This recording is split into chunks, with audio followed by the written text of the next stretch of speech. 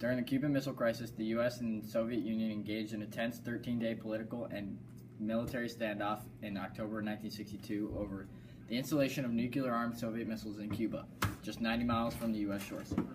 In a TV address in October 1962, President JFK notified Americans about the presence of the missiles, explained his decision to enact a naval blockade around Cuba, and made it clear the U.S. was prepared to take military action to neutralize this threat.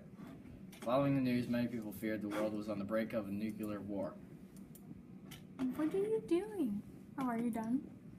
No. You can't just turn around in the middle. However, disaster was avoided in the U.S. when the U.S. agreed to Soviet Union Nikita Khrushchev's offer to remove Cuban missiles in exchange for the U.S. promising not to invade Cuba. Kennedy also secretly agreed to remove U.S. missiles from Turkey. Post-war prosperity. After the war ended and the soldiers came home, America began to recover. The economy was back on its feet, jobs were plentiful, and families were reunited. The 1940s ended with America moving into prosperous times. Florida during the Cold War. Florida was a focal point during the Cold War because of its location. With the threat of a nuclear war between the U.S. and Russia, the president had a shelter that was built 25 feet below the surface and was stocked with all the supplies he may need to survive a nuclear war. Military food rations, several metal drums of drinking water, radio equipment, and as many as 30 bunk beds for Kennedy, his family, and his inner circle. Florida was where all the preparations for the Bay of Pigs operation took place, which turned out to be a disaster. Florida was a major point because of the Soviet Union's missiles located in Cuba. GI Bill of Rights. Officially the Servicemen's Readjustment Act of 1994, the GI Bill was created to help veterans of World War II. It established hospitals, made low-interest mortgages available, and granted stipends covering tuition and expenses for veterans attending college or trade schools. From 1994 to 1949, nearly 9 million veterans received close to $4 billion from the bill's unemployment compensation program. The education and the training provisions existed until 1956, while the Veterans Administration offered insured loans until 1962. The Readjustment Benefits Act of 1966 extended these benefits to all veterans of the armed forces, including those who had served during peacetime. Baby boomers are people born during the post-World War II baby boom between the years of 1946 and 1964. After the end of World War II, birth rates across the world spiked. The explosion of new infants became known as the baby boom. During the baby boom, an estimated 77 million babies were born in the United States alone. The large increase in population produced a substantial rise in the demand for consumer goods, stimulating the post-war economy.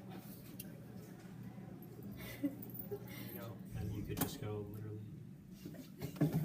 The Dwight D. Eisenhower National System of Interstate and Defense Highways, commonly known as the Interstate Highway System, is a network of controlled access highways that forms a part of the National Highway System of the United States. The system is named for President Dwight D. Eisenhower, who campaigned this formation. Construction was authorized by the Federal Aid Highway Act of 1956. And the original portion was completed 35 years later, although some urban routes were canceled and never built. The network has since been extended, and as of 2013, it had a total length of 47,856 miles, making it the world's second largest after China's. Post-World War II economic expansion, also known as the post-war economic boom, the long boom, and the golden age of capitalism, was a period of economic prosperity in the mid-20th century which occurred following the end of World War II in 1945 and lasted until the early 1970s. Domestic programs in the United States launched by President Lyndon B. Johnson in 1964 to 1965. The main goal was the elimination of poverty and racial injustice. President Johnson first used the term Great Society during a speech at Ohio University. then unveiled the program in greater detail at an appearance at the University of Michigan. New major spending programs that addressed education, medical care, urban problems, and transportation were launched during this period. The program and its initiatives were subsequently promoted by him and fellow Democrats in Congress at the 1960s. The Great Society in scope and sweep resembled the New Deal domestic agenda of Franklin D. Roosevelt. The Vietnam War, also known as the Second Indochina War, and also known in Vietnam as the Resistance War against America, was a Cold War-era proxy war that occurred in Vietnam, Laos, and Cambodia from November 1st, 1955 to the fall of Saigon in April 30th, 1975. This war followed the First Indochina War and was fought between North Vietnam, supported by the Soviet Union, and China and other communist allies. Domino theory was a theory prominent in the 1950s to the 1980s that speculated that if one country in a region came under the influence of communism, that surrounding countries would follow the domino effect. The domino theory was used by successful United States administrators during the Cold War to justify the need for American intervention around the world. Southeast Asia Treaty Organization, also known as SEATO, was an international organization for collective defense in Southeast Asia created by the Southeast Asia Collective Defense Treaty, or Manila Pact, signed in September 1954 in Manila, Philippines. The formal institution of SEATO was established on 19 February 1955 at a meeting of treaty partners in Bangkok. The organization's headquarters were also located in Bangkok. 8 members joined the organization. Primarily created to block further communist gains in Southeast Asia, SEATO is generally considered a failure because internal conflict and dispute hindered general use of the SEATO military. However, SEATO funded cultural and educational programs left long-standing effects in Southeast Asia. SEATO was dissolved on June 30th, 1977, after many members lost interest and withdrew. The USS Maddox incident is the name given to what were originally claimed to be 2 separate confrontations involving North Vietnam and the United States in the waters of the Gulf of Tonkin. The original American report blamed North Vietnam for both incidents, but eventually became very controversial with widespread claims that either or both incidents were false. The Tet Offensive was one of the largest military campaigns of the Vietnam War, launched on January 30th, 1968 by forces of the Viet Cong and North Vietnamese People's Army, Vietnam against the forces of South Vietnam, the United States and their allies. It was a campaign of surprise attacks against military and civilian commands and their control centers throughout South Vietnam. Vietnamization was a policy of the Richard Nixon administration during the Vietnam War to end U.S.